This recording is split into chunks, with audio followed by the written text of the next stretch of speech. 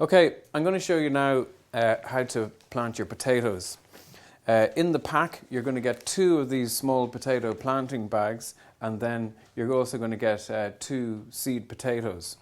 What we're looking for with the seed potatoes is what we call the potato eye, and that is going to be a little indent in the top of the potato, a little spot, and that's where the shoots are going to come out that your potato foliage is going to grow from. I have some here that we've what we call chitting, which is when the shoots grow from the top of the potato. And one of the easiest ways to do this is to pop the potatoes in an egg box, in an old egg box, and leave it on a windowsill. After about a week or so, you'll see the shoots start to appear from the top, and that's the correct way up to plant the potato. You have the shoots sticking out the top of the potato, and that's facing upwards.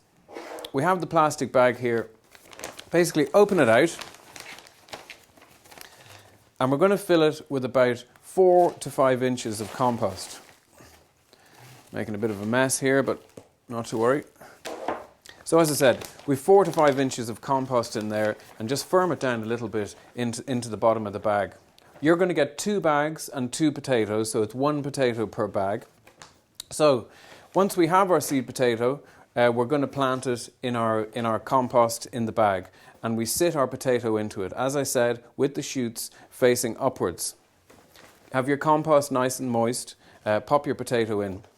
Now, we're then going to fill the grow bag with some of the compost. We're covering the potato, and we're essentially filling the bag about half full. Now, after 3-4 weeks, you're going to start getting a nice, strong, healthy-looking plant coming up through the soil. Now, it's an odd thing to do, you might think, but what we want to do is cover that in the soil again, because that'll increase your yield of potatoes. Now, we don't cover the whole plant. You're basically covering the leaves up and just leave some of the tips sticking out above the soil. The idea of covering the stalks and the leaves is you're going to increase the harvest of potatoes within the bag. You're probably going to get maybe 8 to 10 small salad potatoes out of these little bags, but it's a nice little crop of nice fresh early potatoes. You can grow these in the classroom if you like, but we'd recommend growing outside. If you have them inside, you're going to really have to water them a hell of a lot, so you're better off popping them outside.